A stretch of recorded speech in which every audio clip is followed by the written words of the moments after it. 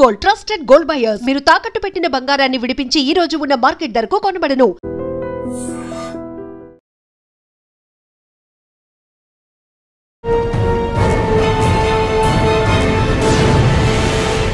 సినీ పరిశ్రమకు కోట్లాది రూపాయల నష్టం చేకూర్చడమే కాకుండా పోలీసులకు పట్టుకొని చూద్దామంటూ సవాల్ విసిరిన సైబర్ క్రిమినల్ ఎట్టగాలి దొరికాడు.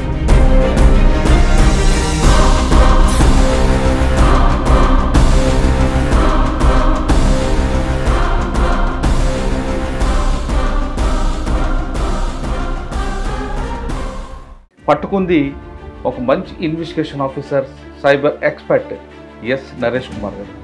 నరేష్ గారు ఎలా పట్టుకున్నారు, సైబర్ హైదరాబాద్ సిపి సజ్జనార్ గారు ఏ విధంగా ఒక ట్రాక్ చేశారు, ఆ మిషన్లో క్రిమినల్ ఎలా పడ్డాడు, ఆ మిషన్ నడిపించిన ఆఫీసర్ ప్రస్తుతం మనతో ఉన్నారని అడిగి ఆ మొత్తం ఆపరేషన్ ఎలా జరిగిన విషయాన్ని అడుగుతాం. ఎవరండి ఐబొమ్మ రవి? 10,000, 20,000, 50,000 ఏం చేస్తావు నువ్వు? ఇది కాదు కదా life. Web designer, domain develop చేస్తాడు. ప్లస్ 1920లో లాక్డౌన్ రావడం వల్ల చాలామంది థియేటర్స్కి వెళ్ళలేని పరిస్థితి. ఓటీటీలో ఏంటంటే రేట్లు విపరీతంగా పెరిగిపోయినాయి. 2017 స్టార్ట్ చేశాడు. 21,000 మూవీస్ ఉన్నాయి ఇప్పుడు దాకా మనకు దొరికిన అన్నీ. ఆడేంటంటే బ్యాకప్ అంటే భారీ ప్రేమవివాహం తీసుకున్నాడు. ప్రేమవివాహం తర్వాత డబ్బులు లేవని డబ్బులు సంపాదన తీసుకుని మార్గం ఎంచుకున్నాడు. ఎగ్జాక్ట్లీ.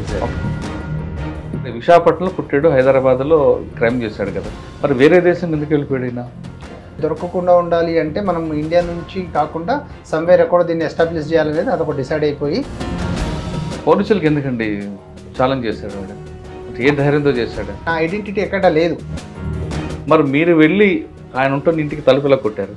అతను అంటే షాక్ అయ్యాడు. దేనికోసం వచ్చారు అంటే ట్యాక్స్ ఏమైనా ఎగ్గొడుతున్నాను, ట్యాక్స్ కోసం వచ్చారని ఆయన. కానీ ఆ కొడుకు ఆశకి నాకు సంబంధం తండ్రి అంటున్నారు.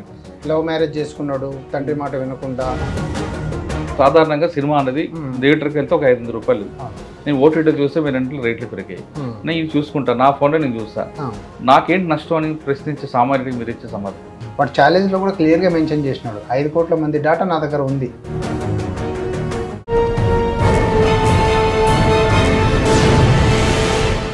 Welcome to iDream. సినీ పరిశ్రమకు కోట్లాది రూపాయల నష్టం చేకూర్చడమే కాకుండా పోలీసులకు పట్టుకొని చూద్దామంటూ సవాల్ విసిరిన సైబర్ క్రిమినల్ ఎట్టగాలి దొరికాడు. ఆయన దేశం కాని దేశంలో ఉన్నాను కదా, నన్ను ఎవరు పట్టుకుంటారని భావించాడు. కానీ హైదరాబాద్ పోలీసుల దగ్గర నెట్వర్క్ ఉంది, వాళ్ళు ఎక్కడికైనా పట్టుకుంటారనే విషయాన్ని మాత్రం గుర్తించలేపాడు. అందరూ ఊహిస్తున్నట్లుగానే కేవలం ఎయిర్పోర్ట్లో ఎల్ఓసి ఉంటుంది, లుక్అవుట్ నోటీస్ ఉంటుంది, అందువల్ల రాలేను ఎవరు పట్టుకోలేరు అనుకున్నాడు. కానీ ఆ క్రిమినల్ హైదరాబాద్ పోలీస్ కమిషనర్ వేసిన ఒక ఉచ్చులో మాత్రం చెక్కుకున్నాడు. అతనే సైబర్ క్రిమినల్ ఐబొమ్మ రవి. పట్టుకుంది ఒక మంచి investigation officer, cyber expert S Naresh Kumar garu. Naresh గారు ఎలా పట్టుకున్నారు, సైబర్ హైదరాబాద్ సిపి సజ్జనార్ గారు ఏ విధంగా ఒక ట్రాక్ చేశారు, ఆ మిషన్లో క్రిమినల్ ఎలా పడ్డాడు, ఆ మిషన్ నడిపించిన ఆఫీసర్ ప్రస్తుతం మనతో ఉన్నారని అడిగి ఆ మొత్తం ఆపరేషన్ ఎలా జరిగిన విషయాన్ని అడుగుతాం. సార్ నమస్తే అండి. కంగ్రాచులేషన్స్ అండి. సాధారణంగా ఒక పోలీసులకి ఛాలెంజ్ విసిరడం అనేది వాడి ధైర్యాన్ని అనుకుంటాడు, కానీ ప్రతి క్రిమినల్ ఏం చేయలేరు అనుకుంటాడు. కానీ ఇక్కడికి వచ్చేసరికి ఎక్కడో దగ్గర వాడు లూప్ హోల్స్ దొరుకుతుంటాయి. అందులో పర్టికులర్గా తెలంగాణ పోలీసులు ఉన్న నెట్వర్క్, సైబర్ క్రిమినల్స్ వెనక వాళ్ళు పడుతున్న ఉచ్చు అనేది వాడికి అర్థం కానట్లుంది. అందుకే నన్ను ఎవడేం చేస్తాడరా పట్టుకుంటారా అన్నట్టు అనుకుంటారు. ఐబొమ్మ రవి సినిమా ఆ పేరు చెబితేనే సినిమా ఇండస్ట్రీ అంతా ఉనికిపోతుంది. వాళ్ళ పాపం ఎంతో కష్టపడి కోట్లాది రూపాయలు పెట్టి సినిమాలు వాడు సింపుల్గా చేయడం అనేది. ఈ మొత్తం ఈ ఎపిసోడ్లో ఈ మిషన్ ఐబొమ్మలో మీరు వేసిన ఎలా చేశారంటే ఇన్వెస్టిగేషన్ పార్ట్ అని చెప్పకపోయినా, అంటే రివీల్ చేయకూడదు చేయకుండా వీడు సినీ పరిశ్రమకు ఎలాగ నష్టం చేకూర్చాడు, వీడు ఎలాగ దేశంలోనే ఏ విధంగా పట్టుకున్నారు, ఆ ట్రాక్ ఎలా జరిగింది, ఈ మిషన్ ఐబొమ్మ రవి గురించి ఒకసారి చెప్పండి. ఐబొమ్మ వెబ్సైట్ అనేది ఇప్పుడు top trending website, illegal website, pirated website ఏదైతే ఉంటుందో దాంతో పాటు ఇంకోటి కూడా ఉన్నట్టుంది కదండి. అది 1 తమిళ్ బ్లాస్టర్స్ అని మనం ఇంతకుముందు ఒక అతన్ని అరెస్ట్ చేసినాము, అలాంటి రిమైండ్ కూడా చేసినాము, సిరిల్ రాజ్ అని చెప్పి. దాంట్లో పాపం మూవీ రూల్స్ 1 తమిళ్ ఎంబీ అని కూడా ఉన్నాయి. అది కూడా బయట నుంచి ఆపరేట్ చేస్తున్నారు. సో దాని గురించి కూడా మనము ఇంకా ఇన్వెస్టిగేషన్ నడుస్తుంది, ఇంకా ఇన్వెస్టిగేషన్ అవ్వలేదు కంప్లీట్గా. కాకపోతే ఇందులో ఐబొమ్మ అనేది టాప్ మోస్ట్ ట్రెండింగ్ వెబ్సైట్ అనమాట. అది ఎందుకు ట్రెండింగ్ అయింది అని అంటే, ఇప్పుడు మామూలుగా వేరే ఇల్లీగల్ వెబ్సైట్స్ ఉన్నాయి కదా, మూవీ రూల్స్ కానీ 1 తమిళ్ ఎంబీ కానీ తమిళ్ బ్లాస్టర్స్ కానీ, ఈ వెబ్సైట్స్ ఏంటంటే పైరేటెడ్ కంటెంట్, అంటే థియేటర్లో రికార్డింగ్స్ ఉంటాయి కదా, screen recording, movie screen recording లాంటివి మాత్రమే వీళ్ళు అప్లోడ్ చేస్తారనమాట. అందులో హెచ్డి కూడా వాళ్ళు ఇంతకుముందు అప్లోడ్ చేసేటి కొన్ని మూవీస్ మోస్ట్లీ ఏంటంటే స్క్రీన్ రికార్డింగ్ మూవీస్ అప్లోడ్ చేస్తారనమాట. సో ఈ ఐబొమ్మ వాళ్ళు కూడా టైఅప్ ఉంటారు, కానీ వాళ్ళ మూవీస్ వాళ్ళు పెట్టే మూవీస్తో పాటు ఇతను ఓటీటీ కంటెంట్ కూడా హెచ్డి క్వాలిటీవి కూడా ఇతను కాపీ చేసి ఇతని వెబ్సైట్లో పెట్టడం జరుగుతుంది. సేమ్ డే ఓటీటీలో రిలీజ్ అయిన అన్ని OTT platforms, different OTT platforms ఉన్నాయి. మనం చూసుకుంటే నెట్ఫ్లిక్స్ కానీ, ప్రైమ్ వీడియో కానీ, హాట్స్టార్ కానీ, మన G5 కానీ, ఇంకా వేరే ఆహా ఇవన్నీ ఉన్నాయి కదా, ఈటీవీ విన్, ఆ ఓటీటీ దాంట్లో వచ్చిన వెబ్ సిరీసెస్ కానీ ఓటీటీ కంటెంట్ ఏదైనా ఉన్నా కానీ అదే క్వాలిటీ తోటి అతని వెబ్సైట్లో అప్లోడ్ చేసేది. దాంతోపాటు రిలీజ్ అయిన మూవీస్ కూడా సేమ్ డే అంటే 1 డే 2 డేస్ లోపలే ఇతని వెబ్సైట్లో వచ్చేస్తాయి. సో థియేటర్లో అంటే ఓకే పెన్ కెమెరా పెట్టుకుంటున్నాడు, ఏదో కెమెరా వాడుతున్నాడు, మరి ఓటీటీ కూడా ఎలా చేస్తున్నాడు? ఓటీటీ కంటెంట్ అంటే ఇతనికి ఒక థర్డ్ పార్టీ సపోర్ట్ ఉంటుంది. థర్డ్ పార్టీ టెక్నికల్ సపోర్ట్ తీసుకొని ఇతను చేస్తాడు అనమాట. డిఆర్ఎం అని ఒకటి ఉంటుంది, డిజిటల్ రైట్ మేనేజ్మెంట్ అని చెప్పేసి ఒకటి సాఫ్ట్వేర్. అది అంటే ఏదైనా ఓటీటీ కంటెంట్ అనేది లీగల్గా చేయడానికి లేదంట, కాపీ చేయడం అనేది ఇల్లీగల్. సో దాన్ని కూడా అతను ఇది చేసి బైపాస్ చేసి చేస్తున్నాడు. కంటెంట్ డౌన్లోడ్ చేసి. ఎవరండి ఐబొమ్మ రవి? ఇన్మడి రవి ఇతను వచ్చేసి Vizag person, basically Vizag proper, హైదరాబాద్లో సెటిల్డ్. ఇతను ఏంటంటే వెబ్ డిజైనరు, డొమైన్ డెవలప్ చేస్తాడు, ప్లస్ హోస్ట్ చేస్తాడు అనమాట, సర్వీసెస్ ఇస్తాడు. ఇప్పుడు మీకు ఏదన్నా ఒక బిజినెస్. ఏం చదువుకున్నాడండి? అతను చదువుకున్నది బేసిక్గా బీఎస్సీ కంప్యూటర్స్, దాని తర్వాత ఎంబీఏ పర్సూ చేసి ఎంబీఏ కూడా చేసాడు పార్ట్ టైం దాంట్లో చేసి ఆయన ఎంబీఏ కంప్లీట్ చేశాడు. సో అతను ఏంటంటే ఎడ్యుకేషన్ బ్యాక్గ్రౌండ్ అంటే ఇదే. అతనికి కొన్ని కారణాల వల్ల ఇది చేయాల్సి వచ్చింది. అతను బేసిక్గా వెబ్ డిజైనర్, అంటే వెబ్సైట్ డిజైన్ చేయడం నేర్చుకొని, ఇప్పుడు ఏదైనా బిజినెస్ ఉందనుకోండి, ఇప్పుడు మీరు ఏదైనా బిజినెస్ పెట్టాలనుకున్నారనుకో, దానికి ఒక వెబ్సైట్ కావాలా మీకు, ఈ కార్డ్ బిజినెస్ ఏదైనా పెట్టాలనుకో, ఈ కామర్స్ బిజినెస్ ఏదైనా అనుకున్నారనుకోండి, దానికి మీకు ఒక వెబ్సైట్ కావాలి, అద్భుతమైన వెబ్సైట్ డిజైన్ కావాలా. ఆ వెబ్సైట్ డిజైన్ కావాలంటే ఇతను చేసిస్తాడనమాట. బేసిక్గా అతను ఆ ప్రొఫెషన్కి చెందినవాడు. సో దానివల్ల అతనికి అతను లవ్ మ్యారేజ్ చేసుకున్నాడు, ఒక ముస్లిం అమ్మాయిని, నగ్మా అని పెళ్లి చేసుకున్నాడు. దాని తర్వాత ఒక అమ్మాయి వాళ్ళకి, దాని తర్వాత అమ్మాయి వాళ్ళ బ్యాక్గ్రౌండ్ ఏంటంటే కొద్దిగా ఫారినర్ల సెటిల్డ్, కొద్దిగా హై బ్యాక్గ్రౌండ్ అనమాట. ఇతను ఫాదర్ అంతా ఇది కాదు, మిడిల్ క్లాస్ అనమాట వీళ్ళు. సో వాళ్ళ మదర్ కానీ, అంటే మా అమ్మాయి వాళ్ళ మదర్ కానీ వీళ్ళు కానీ ఫారెన్లో సెటిల్ అయ్యారు కదా, కొద్దిగా క్యాష్ ఉన్నారు కాబట్టి అంటే మంచి వెల్ సెటిల్డ్ ఫైనాన్షియల్గా కానీ ఇది కానీ మంచి సెటిల్డ్ కాబట్టి ఇతనికి కూడా నువ్వు కూడా ఇట్లా సెటిల్ అవ్వాలా, ఈ వెబ్ డిజైన్ వల్ల నీకు 10,000, 20,000, 50,000 ఏం చేస్తావు నువ్వు, ఇది కాదు కదా లైఫ్, ఏం చేస్తాను కొద్దిగా ఇది చేసేవాళ్ళు అనమాట. సో ఇతను ఒక 17ల 18ల అట్లా ఆలోచించాడు, ఏం చేస్తే అవుతుంది అని చెప్పి ఇతను కొద్దిగా సినిమా వైపు ఇంట్రెస్ట్ ఉండేదన్నమాట. సినిమాకి సంబంధించిన ఏదైనా చేయాలని అనుకొని ఈ వెబ్సైట్ అనేది డిజైన్ చేశాడు. 18, 19ల వెబ్సైట్ డిజైన్ చేశాడు. అప్పుడే కొన్ని మూవీస్ అప్లోడ్ చేయడం 2020లో స్టార్ట్ చేశాడు అనమాట. ఈ వెబ్సైట్ డిజైన్ చేసి స్టార్ట్ చేయడం వల్ల అతనికి ఒక ఫెచ్చింగ్ ఏమైందంటే, ఈ 2020లో లాక్డౌన్ వచ్చింది మనకి. 1920లో లాక్డౌన్ రావడం వల్ల చాలామంది థియేటర్స్కి వెళ్ళలేని పరిస్థితి. ఓటీటీలో ఏంటంటే రేట్లు విపరీతంగా పెరిగిపోయినాయి. అంటే ఆ అప్లికేషన్స్ అన్నీ నెలకింత అనేది. అప్పుడు జనాల దగ్గర డబ్బు ఒకటి లేదు, జాబ్స్ లేవు, చాలామందికి బిజినెస్ సరిగ్గా రన్ అవ్వట్లేదు. సో థియేటర్కి వెళ్ళే పరిస్థితి లేదు కాబట్టి అప్పుడు వాళ్ళు ఏంటంటే కొన్ని ఇట్లాంటి ఇల్లీగల్ వెబ్సైట్స్ మీద డిపెండ్ అయ్యారనమాట మూవీస్ చూడడానికి. వాళ్ళకి సేమ్ కంటెంట్, సేమ్ క్వాలిటీతో, సేమ్ డే, అంటే ఒక 1 డే 2 డేస్ అటు ఇటుతో వాళ్ళకి కంటెంట్ వస్తుంది.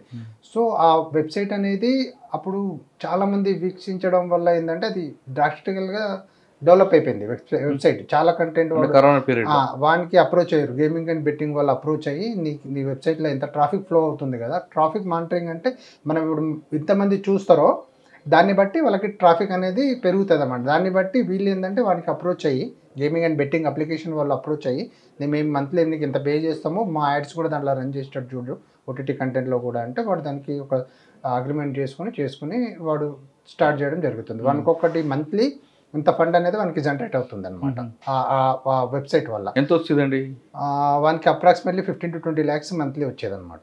చప్పట్లో అంటే ఇప్పుడు అంటే అప్పట్లో 10 lakhs 5 to 10 lakhs ఇచ్చేది ఇనిషియల్గా. దాని తర్వాత 15 to 20 lakhs స్టార్ట్ అయ్యింది. ఇప్పుడు ఇంకా పెంచారు అనమాట వానికి. అంటే ఎలా స్టార్ట్ చేసేవాడండి? ఇప్పుడు కంటెంట్ ఓటీటీ కంటెంట్ ఎలా చేస్తుంటాడు, సినిమా కంటెంట్ ఎలా అప్లోడ్ చేస్తుంటాడు? సినిమా కంటెంట్ వచ్చేసి వాడికి వేరే వెబ్సైట్ వాళ్ళతో టైఅప్ ఉంటుంది కాబట్టి ఆటోమేటిక్గా వాడికి కంటెంట్ దొరుకుతుంది. హెచ్డి క్వాలిటీ ఎలా వస్తుంది? వాడు హెచ్డి క్వాలిటీ కదా, వాళ్ళు ప్రిపేర్ చేసుకుని ఇచ్చేస్తారు ఈయనకి హెచ్డి క్వాలిటీ. ఇంకా దీంట్లో ఏంటంటే కొన్ని వెబ్సైట్లు కొన్ని గేమింగ్ అండ్ బెట్టింగ్ అప్లికేషన్ వాళ్ళతో టైఅప్ ఉంటుంది, కొంతమంది కొన్ని వాటితో టైఅప్ ఉంటుంది. కాబట్టి వాడు యాడ్ చేసిన గేమింగ్ అండ్ అప్లికేషన్స్ యాడ్స్ని తీసుకోకపోయేది, వాడి దగ్గర రా కంటెంట్ తీసుకుని దాన్ని మళ్ళీ హెచ్డి క్వాలిటీలో కన్వర్ట్ చేసి దాంట్లో మళ్ళీ వాళ్ళకి సంబంధించిన 1win అని 1x bet అని ఈ రెండు వీడియో కొద్దిగా టైప్ అయ్యేటోడు దానికి సంబంధించిన యాడ్స్ దాంట్లో ఇన్సర్ట్ చేసి వాడు మళ్ళీ అప్లోడ్ చేసేది అనమాట. మరి గతంలో బీహార్లో ఒక మీరు ఇటువంటి వ్యక్తిని అరెస్ట్ చేశారు, వాడికి వీడికి సంబంధం ఉందా? లేదు, బీహార్ అతను అశ్విని కుమార్ అతను కంప్లీట్లీ హెచ్డి క్వాలిటీ వీడియోస్ అనమాట. అతను ఏంటంటే యూఎఫ్ఓ క్యూబ్ అని ఉంటుంది కదా మన ఈ సినిమా మీడియా హౌసెస్ అనమాట, వీళ్ళది కంటెంట్ వాళ్ళ సిస్టమ్స్ హ్యాక్ చేసి వాళ్ళ సర్వర్ నుంచి వాడు హెచ్డి క్వాలిటీ డౌన్లోడ్ చేసుకుని వాడు సేల్ చేసుకునేది. ఇతను ఏంటంటే ఇతనికి వెబ్సైట్ వాళ్ళతోటి వేరే వెబ్సైట్ వాళ్ళతోటి టైఅప్ ప్లస్ ఓటీటీ కంటెంట్ ఇతను ఓన్గా తీసుకునేది అనమాట, తీసుకుని అప్లోడ్ చేసేది. ఎలా చేస్తుంటాడండి ఓటీటీ కంటెంట్ తీసుకున్న తర్వాత? అది థర్డ్ పార్టీ సపోర్ట్ తోటి కొన్ని సాఫ్ట్వేర్ అప్లికేషన్స్ ఉన్నాయి అంతటి. అదే నేను డిఆర్ఎం అన్నాను కదా, డిజిటల్ రైట్స్ మేనేజ్మెంట్, దాన్ని బైపాస్ చేసి చేస్తారనమాట డౌన్లోడ్. అలా ఇప్పుడు వరకు 2017 నుంచి స్టార్ట్ చేశాడు. 21,000 మూవీస్ ఉన్నాయి ఇప్పుడు దాకా మనకు దొరికిన అన్ని. ఆడ ఏంటంటే బ్యాకప్ పెట్టుకుంటాడు అనమాట, మూవీస్ అప్లోడ్ చేస్తాడు, సేమ్ మూవీస్ దాటని ఒక హార్డ్ డిస్క్లో క్యాప్చర్ చేసుకుని స్టోర్ చేసుకొని పెట్టుకుంటాడు. అట్లాంటి ఒక్కొక్క హార్డ్ డిస్క్ వచ్చేసి 1 TB to 6 TB వరకు స్టోరేజ్ ఉందన్నమాట. ఒక హార్డ్ డిస్క్లో వచ్చేసి మనకి 3,000 to 4,000 మూవీస్ కూడా పడతాయి. అంటే ఇప్పుడు 21,000 సినిమాలు ఉన్నాయా? 21,000 సినిమాలు ఇంకా దొరికినాయి మాకు. 15 హార్డ్ డిస్క్లు ఉన్నాయి, 6 TB 4 TB 3 TB అట్లా 15 హార్డ్ డిస్క్లో వచ్చేసి 21,000 మూవీస్ ఉన్నాయి. కానీ ఇప్పటి వరకు ఎన్ని చేస్తుంటాడు పైరసీ? ఇంక ఇవన్నీ పైరేటెడ్ కదా, ఇవన్నీ కంటెంట్ పైరేటెడ్ కదా. ఏ సినిమాలు ఉన్నాయో అందులో బాగా వాడికి ఎక్కువ నచ్చిన సినిమాలు? ఇంకా మనకి అంటే మన దగ్గర ఉన్న మనకు వాడి దగ్గర దొరికింది, అతని దగ్గర దొరికింది, అతను మనకి ఇంట్లో సెర్చ్ చేసినవి అక్కడ వరకు మనకి 21,000 మూవీస్ వచ్చినాయి. ఆయనకి ఏంటంటే ఫిజికల్ సర్వర్స్ స్విట్జర్లాండ్లో ఒకటి, నెదర్లాండ్లో ఒకటి పెట్టుకున్నాడు. అంటే డేటా సెంటర్స్ ఉంటాయి, అంటే డేటా సెంటర్ ఏంటంటే ఇప్పుడు మన బ్యాంకుల లాకర్లు ఎట్లా మనకి లాకర్స్ ఇస్తారో స్టోరేజ్కి వాళ్ళకి లీజ్కి తీసుకుంటారు అనమాట, ఒక ప్లేస్ స్టోరేజ్కి ఫిజికల్గా. దాంట్లో కూడా చాలా మూవీస్ స్టోర్ చేసి పెట్టుకున్నాడు ఆయన. అంటే భారీ ప్రేమవివాహం తీసుకున్నాడు, ప్రేమవివాహం తర్వాత డబ్బులు లేవని డబ్బులు సంపాదన ఉద్దేశంతో మార్గం ఎంచుకున్నాడు. ఎగ్జాక్ట్లీ అంటే నెక్స్ట్ రైజ్ అవ్వాలా అంటే ఫైనాన్షియల్గా డెవలప్ అవ్వాలని సంపాదించాడు. దీంట్లో బాగానే సంపాదించాడు అండి. అంటే మాకు ఇప్పుడు వచ్చిన ఫైనాన్షియల్ ట్రాన్సాక్షన్ కూడా ఒక 20 కోట్ల వరకు సంపాదించాడు బ్యాంక్ ట్రాన్సాక్షన్స్. ఇంకా మేము అతనికి సంబంధించిన క్రిప్టో డాటా అంతా అనాలిసిస్ చేయాలా, రికవరీ చేసి దాన్ని ఇంకా ఎవాల్యూట్ చేస్తాం అంతే. సరే, ఇంతగా అక్రమంగా 2 కోట్లు సంపాదించాడు కదా, భార్య దగ్గర అయ్యాడా? లేదండి, అది ఆల్మోస్ట్ ఒక 2021లోనే అతని భార్యతోటి డివోర్స్. మరి ఏం చేస్తాడు ఈ డబ్బులన్నీ? ఆయన ఓన్గా పెట్టుకుంటాడు. అంటే ప్రాపర్టీస్ అని హైదరాబాద్లో, వైజాగ్లో ప్రాపర్టీస్. సరే, ఇంత డబ్బులు సంపాదించాడు థర్డ్ పార్టీ హెల్ప్ తీసుకొని. మీరు రైడ్కి వెళ్ళారు కదా, రైడ్కి వెళ్ళినప్పుడు ఇంతో పాటు ఒకడే చేశాడు ఈ మొత్తం ఆర్గనైజేషన్లో, ఇంతో పాటు ఇంకెవరు ఉన్నారా?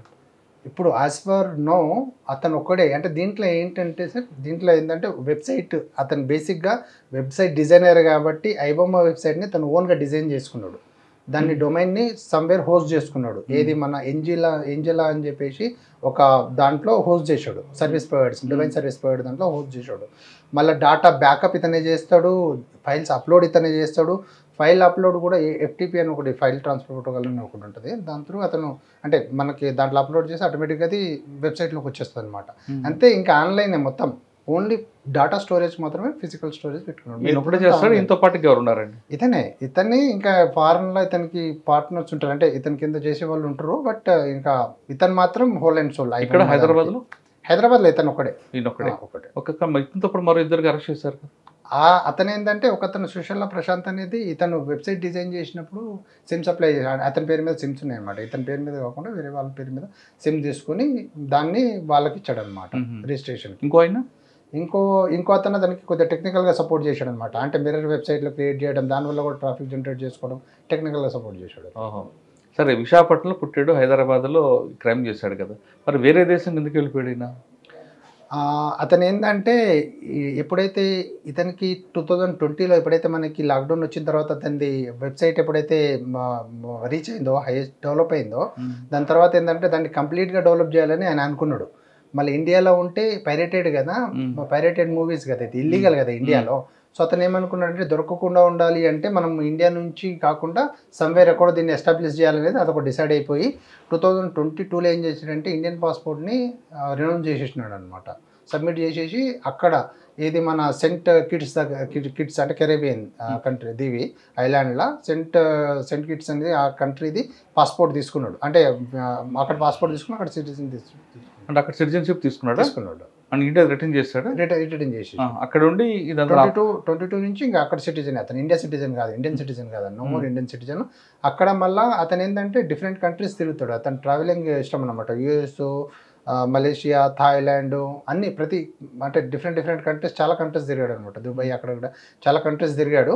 అతనికి ఏంటంటే ఈ బెట్టింగ్ గేమింగ్ ఆర్గనైజర్తో డైరెక్ట్ కాంటాక్ట్, అంటే డైరెక్ట్ అంటే మనకి తెలియదు, బట్ అతను అన్ని కంట్రీస్ తిరిగాడు కాబట్టి మోస్ట్లీ ఆ కంట్రీస్లో వీళ్ళ ఆర్గనైజర్స్ ఉంటారు కాబట్టి గేమింగ్ వల్ల వాళ్ళకి మీట్ అయ్యి ఈ బిజినెస్ చేశాడు అని చెప్పి మేము అనాలిసిస్ చేసుకున్నాం. సార్ పోలీసులకి ఎందుకండి ఛాలెంజ్ చేశాడు వాడు? అంటే ఏ ధైర్యంతో చేశాడు? ఇతను చేసే అంతా ఇప్పుడు మనం మామూలుగా ఏదైనా చేయాలి అనుకుంటే, ఇప్పుడు నేను ఇన్వెస్టిగేషన్ ఏం చేయాలనుకుంటే సర్ఫేస్ వెబ్ ఉంటుంది అనమాట. సర్ఫేస్ వెబ్ అంటే మనం ఇప్పుడు గూగుల్లో కానీ దాంట్లో చేస్తాం కదా, క్రోమ్లో కానీ చేసినవన్నీ మన ఐపీస్ అంతా క్యాప్చర్ అవుతుంది. సో అతను ఐపీస్ క్యాప్చర్ కాకుండా ఉండడానికి ఐపీస్ మాస్క్ చేస్తాడు. ఏంజిల్ అనేది సర్వీసెస్ తీసుకున్నాడు అన్న, డొమైన్ సర్వీసెస్, క్లౌడ్ ఫేర్ అనేది వాడతాడు, వాళ్ళ సర్వీసెస్ ఇవన్నీ ఏంటంటే ఐపీస్ మాస్క్ చేస్తుంది, ఐడెంటిటీ మాస్క్ చేయడానికి. ఇంకొకటి ఏంటంటే ఆయన ఒక ప్రహ్లాద్ అనే అతని పేరు మీద ఒక వేరే పర్సన్ పేరు మీద ఐడి తీసుకొని ఫోటో మాత్రం ఇతంది, పర్టికులర్స్ అంతా వేరే వాళ్ళే అనమాట. పాన్ కార్డు తీసుకున్నాడు వేరేవి కూడా, అట్లా ఐడీస్ తీసుకొని దాని మీద కూడా అతను కొన్ని ఫేక్ వెబ్సైట్స్ క్రియేట్ చేసి, కంపెనీస్ క్రియేట్ చేసి దాన్ని రన్ చేస్తున్నాడు అనమాట. ఓకే, మరి పోలీసులకు ఎందుకు ఛాలెంజ్ చేశాడండి?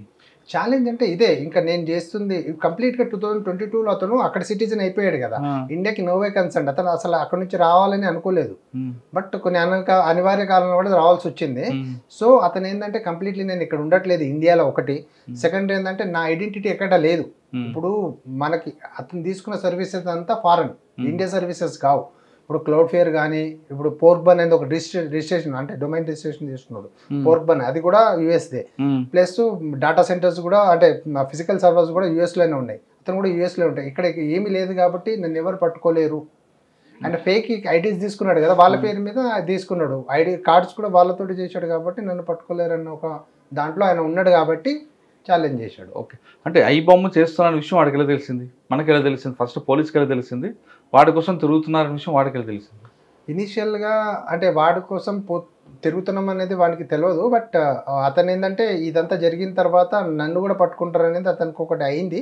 బట్ అతన్ని అంటే ఎక్స్పెక్ట్ చేయలేదు, అంటే హైదరాబాద్ నేను ఇక్కడికి వస్తున్నా అనే సంగతి ఎవరికి తెలియదు కాబట్టి నేను వచ్చి ఏదైనా పని ఉంటే చేసుకుని వెళ్ళిపోదామనే థాట్లో ఉన్నాడు ఆయన. సో ఇనీషియల్గా మనం అంటే ఇప్పుడు ఇంతకుముందు కొంతమందిని అరెస్ట్ చేసినప్పుడు మనకు ఒక లీడ్ ఉండే కాబట్టి వాళ్ళని అరెస్ట్ చేసినాం, అంటే క్రిప్టో ట్రాన్సాక్షన్ అవి ఉండే కాబట్టి. ఇతన్ని ఐబొమ్మ దాని గురించి కంప్లీట్లీ మనకు బ్లాంక్ అనమాట, ఏది కూడా తెలియదు, అంటే ఐడెంటిటీ అనేది లేదు. ఆ వెబ్సైట్ని కొద్దిగా అనాలిసిస్ చేసి దాంట్లో సోర్స్ కోడ్ ఏంది, అసలు ఎట్లా పబ్లిష్ చేస్తున్నాడు, ఏం చేస్తున్నాడు మొత్తం అనాలిసిస్ చేయడం వల్ల మనకి కొంత క్లూ దొరికిందనమాట.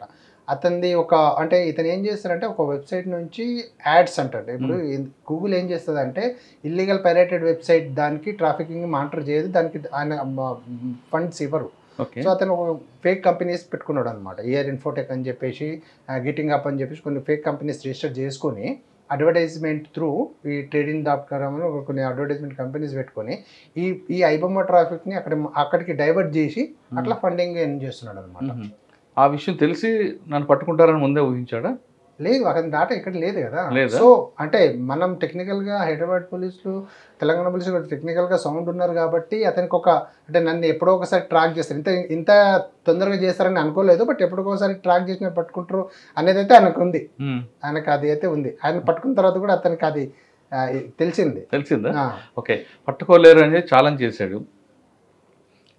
ఆయన పాస్పోర్ట్ లేదు, సిటిజన్షిప్ లేదు, మరి మీరు వెళ్ళి ఆయన ఉంటున్న ఇంటికి తలుపులా కొట్టారు అంటే మాకున్న సోర్సెస్, మాకున్న దాన్ని బట్టి ఆయన మానిటర్ చేసి ట్రాక్ చేసి చేసినాం.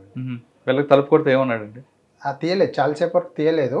అతను మార్నింగే వచ్చాడు, మేము ఇమీడియట్గా అంటే ఒక 1-2 అవర్స్లోనే లొకేషన్స్ అంటే అతన్ని ట్రాక్ చేసి పోయినాము.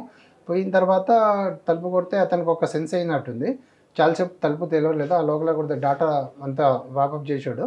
సో దాని తర్వాత తలుపు తీశాడు, ఇంకా గట్టిగా కొట్టేసరికి సెక్యూరిటీ వాళ్ళు కొద్దిగా అక్కడ మేనేజ్మెంట్ తోటి తీశాడు. తీసిన తర్వాత ఆ ల్యాప్టాప్స్ కూడా హ్యాడ్ చేశాడు, అక్కడ బాత్రూంలో అక్కడ పైన పెట్టేశాడు. అక్కడ హెడ్ మొత్తం సర్చ్ చేసి ల్యాప్టాప్స్, హార్డ్ డిస్క్లు, సిపియూలు, మొబైల్ ఫోన్స్, అతన్ని చెక్ బుక్స్, అతనికి ఎన్ఆర్ఈ అకౌంట్ ఎన్ఆర్ఐ అకౌంట్ రెండు ఉన్నాయి. Check books, cards, debit cards, credit cards మొత్తం అంతా రికవరీ చేసినాం. అట్లా ఆయనతో పాటు ఎవరున్నారు ఇంట్లో అప్పుడు? ఒక్కడే, సింగిల్ ఓన్ ఫ్లాట్ అది? Own flat. షాక్ అవ్వలేదా ఎవరు ఆయన? అతను అంటే షాక్ అయ్యాడు. దేనికోసం వచ్చారు అంటే ట్యాక్స్ ఏమైనా ఎగ్గొడుతున్నాను, ట్యాక్స్ కోసం వచ్చారని అతను అనుకున్నాడు. దాని తర్వాత మేము మాట్లాడే దాన్ని పట్టుకొని అనుకున్నాడు. దాని తర్వాత ఆయనకు ఒక అర్థమైపోయింది అనమాట. అంటే జిఎస్టీ ఆఫీసర్స్ అనుకున్నాడు, జిఎస్టీ ఆఫీసర్స్ అనుకుని తీయలేదు అని అంటాడు ఆయన. మిమ్మల్ని చూసాక మాట్లాడాక ఏమన్నాడు? మాట్లాడాక ఆయనకు అర్థమైపోయి ఇంకా చెప్పాడు. ఆశ్చర్యపోయాడు చెప్పాడు. ఇంకా అంటే చెప్తున్నాడు ఆయన, అంటే నేను అంటే మనం ఇంతకుముందు పెట్టిన ప్రెస్ మీట్లు కానీ ఈ పైరసీ దాని గురించి మొత్తం న్యూస్ అతనికి ఉంది, అండర్స్టాండ్ ఉంది. ఒక సినిమా, ఒక పిక్చర్ ఉంది ఆయనకి ఆయన మైండ్లో. సో అతను ఫస్ట్లో అనుకున్నాడు, బట్ దాని తర్వాత ట్యాక్స్ ఆఫీసర్స్ ఏమో అనుకున్నాడు అని అంటున్నాడు. బట్ ఎంతవరకు అది వాస్తవం తెలియదు. బట్ అతని తర్వాత ఒక 15 నిమిషాలు మనం మాట్లాడిన తర్వాత ఒక అండర్స్టాండ్ అయితే అయింది. దాని తర్వాత మేము రివీల్ చేసినాం. మీరు రివీల్ చేశారు? అప్పుడు పారిపోవడానికి దీనికి ప్రయత్నం చేయలేదు? లేదు, పారిపోవడం అంటే మనం ఉన్నాం కదా, చాలా మంది ఉన్నాం కదా. అడ్మిట్ చేశాడండి? అడ్మిట్ చేశాడు. ఓకే. సాధారణంగా సిటిజన్షిప్ క్లాన్స్ లేని ఎలాగొచ్చాడండి ఇక్కడికి? మరి ఇండియన్ సిటిజన్షిప్ లేదు, పాస్పోర్ట్ లేదు, ఎక్కడైనా తిరగొచ్చు కదా మనం వీసా మీద వచ్చాడా? అంతే కదా. మనం ఎట్లా వేరే కంట్రీస్ పోతాము, ఆ టూరిస్ట్ వీసా మీద వచ్చాడు అంతే. ఆ వస్తున్న విషయాలు తెలిసింది మీకు? అదే మాకున్న ఇన్ఫర్మేషన్, మాకున్న నెట్వర్క్ దాన్ని బట్టి ట్రాక్ చేసినాం. సార్, ఇక్కడున్న ఆ ప్రాపర్టీ ఫండ్ అంతా కూడా కేవలం హైదరాబాద్లో కొన్నాడా, సొంత ఊరు విశాఖపట్నంలో కూడా కొన్నాడు? విశాఖపట్నంలో కూడా కొన్ని ప్రాపర్టీస్ కొన్నాడు, అవి కూడా ఇంకా చూస్తున్నామండి. కానీ ఆ కొడుకు ఆశకి నాకు సంబంధం తండ్రి అంటున్నారు. చాలా రోజుల నుంచి వీళ్ళకి అంటే తండ్రికి కొడుకుకు మాటలు లేవు. ఎందుకంటే ఈయన తండ్రిని ఏ రోజు కూడా అంత కన్సర్న్ చూపించలేరు. అతను లవ్ మ్యారేజ్ చేసుకున్నాడు, తండ్రి మాట వినకుండా. కొద్దిగా చిన్నప్పటి నుంచి కూడా ఆ రకంగా ఉండడం వల్ల అంత అఫెక్షన్ లేదు ఇద్దరి మధ్యలో. ప్లస్ తండ్రితోటి మ్యాక్సిమం కాంటాక్ట్ 99% కాంటాక్ట్ 0 అయింది వాళ్ళతోటి. ప్లస్ ఇతన్ని వైఫ్ వల్ల కొద్దిగా కాంప్లికేషన్స్ ఉండడం వల్ల ఆ విషయాల్లో కూడా ఇంకా అతను వాళ్ళ ఫాదర్ ఏంటంటే సింపుల్ లివింగ్ అనమాట. సో ఇతను వదిలేసినాడు ఇంకా మొత్తానికి. అంటే ఇప్పుడు సంపాదించిన ప్రాపర్టీస్కి తండ్రికి సంబంధం లేదు, కానీ వైజాగ్లో ప్రాపర్టీస్. ఓ సార్, ఎందుకు వచ్చాడండి ఇప్పుడు ఆయన? ఎందుకు వచ్చాడు అంటే అతను అసలు మొత్తానికి అక్కడే ఉండి సెటిల్ అయిపోదాం అనే థాట్లో ఉండి, ఇక్కడ ఏమైనా ప్రాపర్టీస్ ఉంటే అంతా ఈ సోల్డ్ అవుట్ చేసుకుని ఇంకా పర్మనెంట్ అక్కడే ఉండిపోదాం అనేది ఆయనకి ఆ కన్సర్న్ తోటి వచ్చాడు. బట్ అన్ఎక్స్పెక్టెడ్లీ ఎక్స్పెక్ట్ చేయలేకపోయాడు. ఇప్పుడు ఇక్కడ ఉండాల్సి వస్తుందా? ఇప్పుడు ఐబొమ్మ క్లోజ్ అయిపోయి వెబ్సైట్ డౌన్ అయిపోయింది కదా. ఇప్పుడు మీరు సెర్చ్ చేసి ఇంకోటి కూడా ఉంటుంది కదా, కప్పం ఏదో ఉంటుంది, బప్పం అనేది దాన్ని మార్చాడు అనమాట. ఐబొమ్మ అని బప్పం చేశాడు. బప్పం మీరు క్లిక్ చేసినా అది రీడైరెక్ట్ టు ఐబొమ్మనే. అంటే మెయిన్ వెబ్సైట్ ఉంది ఫస్ట్ ఐబొమ్మనే, బట్ దాన్ని ఆ వెబ్సైట్ మార్చి బప్పం చేశాడు. బప్పంని కొట్టినా మీరు ఐబొమ్మకే వస్తుంది. ఇంకా ఐరాధా అని కూడా ఉంటుంది. ఐరాధా, బప్పము, ఐబొమ్మ 3 కూడా అతనిదే. ఇవి కాకుండా ఇంకెన్ని ఉండొచ్చండి పట్టుకో? అంటే వేరే లెక్క అతనికి కాకపోయినా ఇంకా వేరే మీ నోటీసులు ఉన్నాయా? అవి ఇంకా కొత్తవి వెబ్సైట్స్ అనేది క్రియేట్ చేస్తూనే ఉంటారు సార్. దాన్ని మనం అంటే వాళ్ళకి ఏదైనా ఆలోచన ఉంది, డబ్బులు ఇల్లీగల్ వేల పోవాలి అనుకున్న వాళ్ళు ఇంకా పోతారు. వాళ్ళకి మనం ఇది చేయలేము కదా, కంట్రోల్ చేయలేము. అంటే కేవలం టాలీవుడ్ కానీ బాలీవుడ్ సినిమాలు కూడా అన్ని మూవీస్. ఇప్పుడు మీ విజన్లో ఇంకేమున్నాయి ఇప్పుడు? ఏమంటారు, ఏది ఇంకెవరు ఉన్నారా దొరకాల్సిన వాళ్ళు? ఇదే ఐబొమ్మ అయితే కంప్లీట్లీ అనాలిసిస్ ప్రకారం, దాని ప్రకారం ఇతనే ఫుల్ అండ్ ఫైనల్. ఎందుకంటే వెబ్సైట్ కూడా అంటే ఐబొమ్మ ఒక్కటేనా ఇంకా వేరే ఉన్నాయి? ఐబొమ్మ చెప్తున్నా, ఐబొమ్మ, బప్పము, ఐరాధా 3 కూడా అతని వెబ్సైట్లు. అంటే నేను అంటుంది ఐబొమ్మ రవి కాకుండా ఇంకెవరైనా నడుపుతున్నారు ఇలాగా? ఐబొమ్మ వేరే వెబ్సైట్లు అంటున్నారా? ఉంటాయి వేరే వెబ్సైట్లు, చిన్న వెబ్సైట్లు ఉన్నాయి. ఫేమస్ మేజర్ ఇది. అంటే వాళ్ళు జస్ట్ ఏంటంటే కొంతమంది ఫేక్ పేజ్ పెట్టుకుంటారు. ఇప్పుడు ఐబొమ్మ ఉంది కదా ఇతను ఒరిజినల్ మిర్రర్ వెబ్సైట్, ఐబొమ్మ ఐఏనో ఏదో ఒకటి లెటర్ ఒకటి పెట్టేసి ఐబొమ్మ లాగా. ఎందుకంటే ఇది హైయెస్ట్ ట్రెండింగ్ కదా, సెర్చ్ ఇంజన్ లో టాప్ ఉన్నది ఇదే ఐబొమ్మనే. సో ఈ పేరు సిమిలర్ పేరు పెట్టుకుంటే అది క్లిక్ చేసేటప్పుడు వస్తుంది కదా, దాన్ని క్లిక్ చేయడం వ్యూవర్స్ పెరుగుతారు కదా, కొంత రెవెన్యూ జనరేట్ అవుతుంది, కొంతమంది పెట్టుకుంటారు అట్లా. కానీ అట్లాంటి వెబ్సైట్స్ ఉంటాయి కానీ అవి అన్ని మూవీస్ ఏమి ఉండవు, దానికి జస్ట్ పేజ్ పెట్టుకుంటారు అంతే, పోస్టర్ లాగా అన్నట్లు. అలా కాకుండా ఇప్పుడు ఇందరు పనిచేసి కొంతమంది ఉండుంటారు కదా, వాళ్ళకి నాలెడ్జ్ ఉండదు. ఐబొమ్మ అని కాకుండా మీ బొమ్మ అని, లేదా న్యూ ఐబొమ్మ అని కొంచెం సిమిలర్ పేరు పెట్టారు అనుకోండి, అందులో కూడా సినిమాలు అప్లోడ్ చేసి ఇప్పుడు ఇతనికి యాక్సెస్ అయితే మొత్తం ఇతనికి ఉంది. ఫిజికల్ డేటా సెంటర్ యాక్సెస్ ఇతనికే ఉంటుంది, అక్కడ సర్వర్స్ది ప్లస్ ఇప్పుడు ఆన్లైన్ దానిది కూడా అతనికే ఉంది. సో మనము ఇది ఇన్ఫర్మేషన్ బ్రాడ్కాస్టింగ్ వాళ్ళకి నోటీసెస్ పెట్టి వెబ్సైట్స్ అనేది అన్ని డౌన్ చేయించినాం. ఇప్పుడైతే 0 అయింది, యాక్టివేట్ లేదు. కానీ అక్కడ కూడా యాక్టివ్ ఉంది కదా, వేరే స్టేట్లో కూడా, వేరే కంట్రీలో లేదు ఇంకా. అంటే ఇది ఆన్లైన్ కదా, ఒకసారి ఒరిజినల్ వెబ్సైట్ డౌన్ అయిందంటే ఇంకా దానికి సంబంధించిన వెబ్సైట్స్ అన్ని డౌన్ అయిపోతుంది. కానీ గూగుల్ కూడా లెటర్ రాస్తారా మీరు ఏమన్నా? గూగుల్లోనికి రాయము. గూగుల్ అంటే జెన్యున్ ఒక యాడ్ కంపెనీ ఒకటి ఫేక్ది క్రియేట్ చేశాడు కదా, అట్లా చాలా మంది పెడతారండి. అంటే గూగులోడు ఐబొమ్మ అనేది పైరేటెడ్ వెబ్సైట్కి ట్రాఫిక్కి ఆ రెవెన్యూ ఇవ్వట్లా, గూగుల్ అతను ఇవ్వట్లే రెవెన్యూ. అతనికి ఏంటంటే ఒక జెన్యున్ కంపెనీ ఒకటి యాడ్ కంపెనీ పెట్టేసి దాని త్రూ రెవెన్యూ జనరేట్ చేసుకుంటాడు. కాబట్టి మనం నోటీస్ పెట్టినాం, అప్పుడు మనం డాటా తెప్పించుకున్నాం నోటీస్. సరే, ఇది ఈ మొత్తం ఎపిసోడ్లో సినిమా వాళ్ళకి నష్టం ఎక్కువ జరిగింది. అవును. సినిమా వాళ్ళు ఏమంటారండి, వాళ్ళకి ఏమి చెప్పే సూచనలు ఏంటి? సినిమా వాళ్ళకి చెప్పే సూచనలు ఏంటంటే ఇంతకుముందు చెప్పాము, ఇప్పుడు కూడా చెప్తున్నాము. వాళ్ళు ఇంతకుముందు ఇప్పుడు ఇంత డబ్బులు అంటే కొన్ని కోట్లు పెట్టి సినిమాస్ తీస్తున్నప్పుడు దాన్ని థియేటర్ వరకు రీచ్ అయ్యే వరకు కొద్దిగా దాన్ని అంటే ఇప్పుడు మీడియా హౌసెస్కి ఇచ్చేటప్పుడు కానీ మీడియా హౌస్ వాళ్ళు కూడా కొద్దిగా అప్గ్రేడెడ్ సిస్టమ్స్ కానీ ఏది ఓఎస్ ఆపరేటింగ్ సిస్టమ్స్ కానీ విండోస్ కానీ ఏదైనా సరే సాఫ్ట్వేర్ ఏదైనా ఫైర్ వాల్స్ కానీ ఏదైనా సరే కొద్దిగా అప్డేట్ చేస్తూ ఉంటే వాళ్ళకి ఏంటంటే అంటే ఏదైనా ప్రాబ్లం వచ్చిన ప్యాచెస్ కానీ అవన్నీ అప్డేట్ చేసుకుంటా పోతే ఎవరన్నా బగ్స్ ఇన్స్టాల్ చేయడానికి కానీ వాళ్ళ సర్వర్ని అంటే వాళ్ళ సర్వర్స్ అంటే ఇప్పుడు మెయిన్ సర్వర్స్లో డేటా అంటే మూవీస్ ఇచ్చినప్పుడు దాన్ని స్టోర్ చేసి దాన్ని కాపీయింగ్ చేసి అంటే ఇప్పుడు కొన్ని మీడియా హౌసెస్కి 1000 థియేటర్స్ ఉంటాయి. సో అవన్నీ కాపీయింగ్ చేయాలి, క్లోనింగ్ చేయాలన్నమాట. వన్స్ వాళ్ళకి వచ్చిన మూవీని కంటెంట్ని డౌన్లోడ్ చేసుకొని వాళ్ళ సర్వర్లో పెట్టుకొని దాంట్లో క్లోన్ చేసి వాళ్ళు దాన్ని హార్డ్ డిస్క్లో తీసుకొని వాళ్ళకి ఇస్తే వాళ్ళు దాన్ని వాళ్ళ సిస్టంలో ప్లే చేసుకొని థియేటర్ స్క్రీన్ మీద రన్ చేస్తారనమాట. సో ఈ మీడియా హౌసెస్ ఏంటంటే వాళ్ళు వాడే సిస్టమ్స్ కానీ సర్వర్స్ కానీ విండోస్ కానీ దాంట్లో సాఫ్ట్వేర్ కానీ కొద్దిగా అప్డేటెడ్ వర్షన్స్ పెట్టుకున్నారనుకోండి, ఎప్పటికప్పుడు దాన్ని ఐటీ మానిటరింగ్ అనేది ఉంటే అంటే ఎప్పుడైనా అలర్ట్స్ వస్తాయి మనకి, ఫైర్ వాల్ ఉంటే మనకి ఫైర్ వాల్ ఉందనుకోండి, ఏదైనా థ్రెట్ ఎవరైనా ఇంజెక్ట్ చేసిన అనుకో బగ్ కానీ ఏదైనా ఇంజెక్ట్ చేసినప్పుడు మనకి అలర్ట్స్ వస్తాయి అనమాట. దాన్ని ప్యాచప్ చేసుకుంటే ఇంకేం కాదనమాట. ఫైర్ వాల్స్ మీరు అన్నారు, ఫైర్ వాల్స్ కూడా కొన్ని ల్యాబ్స్ అయిపోయిన కూడా ఉంటుంటాయి కదండి. అదే అంటున్నా, దాన్ని రీనివల్ చేసుకోవాలి వాళ్ళు. దానికి డబ్బులు ఖర్చు అవుతాయి అని చెప్పి వాళ్ళు ఆలోచిస్తారు, కానీ కొన్ని లక్షల్లో మనం డబ్బులు గురించి ఆలోచిస్తే కోట్ల నష్టం పోతుంది కదా, అది వాళ్ళు గ్రహించాలనేది. సార్, దీనివల్ల సినిమా వాళ్ళకి నష్టం జరిగింది మీరు తీసుకొచ్చారు, కానీ సామాన్య వైపుని తీసుకుంటే వాళ్ళకు వచ్చిన నష్టం ఏంటి, లాభం ఏంటి? సాధారణంగా సినిమా అనేది థియేటర్కి వెళ్తే ఒక 500 రూపాయలు, నేను ఓటీటీ చూస్తే మీరు ఇంట్లో రేట్లు పెరిగాయి, నేను ఇవి చూసుకుంటా, నా ఫోన్లో నేను చూస్తా, నాకేంటి నష్టం అని ప్రశ్నించే సామాన్యుడికి మీరు ఇచ్చే సమాధానం? మీరు కరెక్ట్ క్వశ్చన్ అడిగారు సార్. ఇప్పుడు ఏమవుతుందంటే జనాలు ఏంటంటే ఇప్పుడు మనకి టికెట్ రేట్స్ పెరిగినాయి అన్నారు, వాస్తవమే. 500, 1000, 2000 కూడా ఉన్నాయి. ఇప్పుడు మన పరిస్థితి చూస్తే థియేటర్స్లలో టికెట్ రేట్స్. బట్ మనకి ఫ్రీగా వస్తుంది కంటెంట్ అంటే ఏది కూడా ఫ్రీగా రాదండి. ఫ్రీగా వస్తుందంటే దాని బ్యాక్ ఎండ్లో మనకి ఏదో నష్టం ఉన్నట్టే. ఇప్పుడు ఇక్కడ మనం చేస్తున్నాం, మనం ఒక వెబ్సైట్ లాగిన్ అవుతున్నాము, ఓకేనా, దానికి ఏదైనా మూవీ చూస్తున్నాం, డౌన్లోడ్ చేసుకున్నాం, సంథింగ్ చేసుకున్నాము, మన డేటా అనేది వాళ్ళు క్యాప్చర్ చేసుకుంటారు అనమాట. మన డేటా బ్రీచ్ అవుతుంది. మనకంటే ఎఫ్టీకే ఫైల్స్ కానీ ఏపీకే ఫైల్స్ కానీ మనం డౌన్లోడ్ చేసుకున్నప్పుడు మన ఫోన్లో ఉన్న ఎంటైర్ డేటా అనేది వాడికి రీచ్ అయిపోతుంది. వాడు ఛాలెంజ్లో కూడా క్లియర్గా మెన్షన్ చేసినాడు, 5 కోట్ల మంది డేటా నా దగ్గర ఉంది, జనాల డేటా నా దగ్గర ఉంది, మీరేమన్నా ఇది చేస్తే నేను దాన్ని ఇది చేస్తా అని చెప్పేసి కూడా క్లియర్గా చెప్పాడు.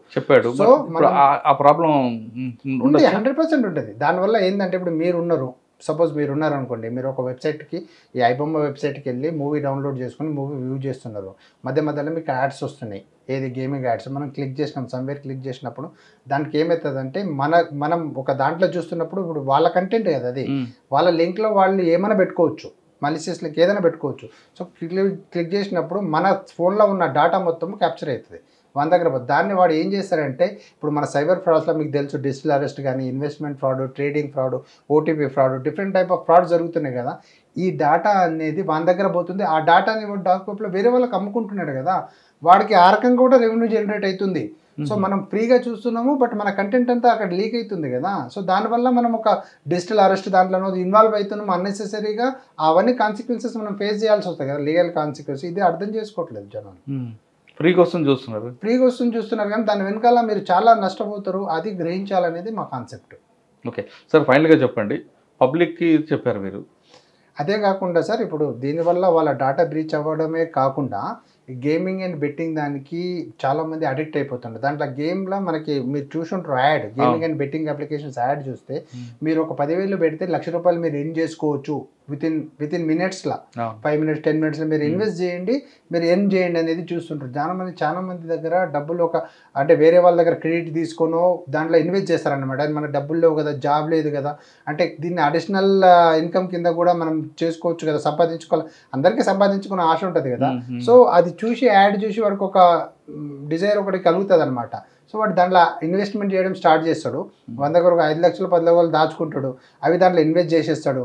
అది సరిపోక ఇంకా ఆశ, అంటే ఇంకా పెడితే ఇంకా వస్తుందని చెప్పేసి ఇంకా ఇన్వెస్ట్ చేస్తాడు, అప్పులు తీసుకొస్తాడు, ఎక్కడో తీసుకొస్తాడు, దాంట్లో పెడతాడు.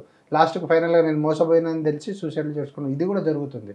సో మనం ఏంటంటే ఫ్రీగా వస్తున్న కంటెంట్ ఒకటే చూస్తున్నాం, బట్ బ్యాక్ ఎండ్లో జరిగే నష్టాన్ని కూడా జనాలు గ్రహిస్తే బాగుంటుంది అనేది నాకు అనుభవం. ఓకే సార్, ఫైనల్గా మరొక క్వశ్చన్ అంటే ఐబొమ్మ టాస్క్ అయిపోయింది, హైదరాబాద్ సైబర్ క్రైమ్ వాళ్ళు నెక్స్ట్ టాస్క్ ఏంటి?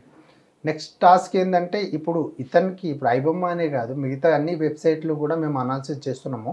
అంటే ఏ వెబ్సైట్లలో ఏ కంటెంట్ అనేది రిలీజ్ చేస్తున్నారు, ఎక్కడి నుంచి మాట్లాడారు. ఇప్పుడు మనకి మాకు I4C అనేది ఒకటి ఉంటుంది, Indian cyber command control centre అని చెప్పేసి MHA నుంచి తీసుకుంటాము.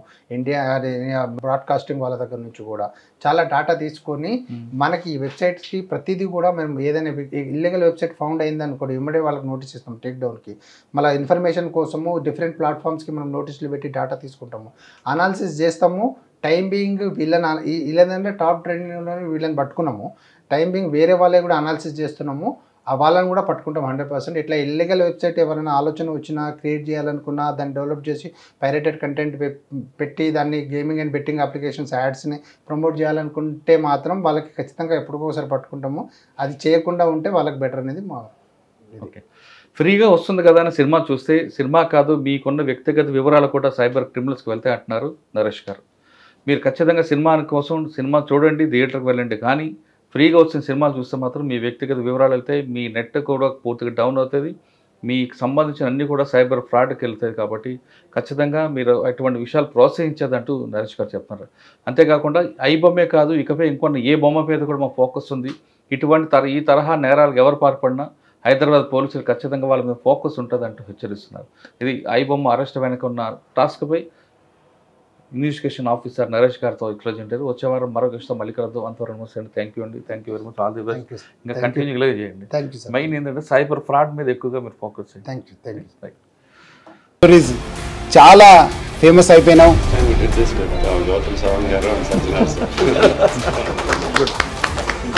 Well done. Congratulate him for doing so well, and I congratulate him, his boss also, for doing so well.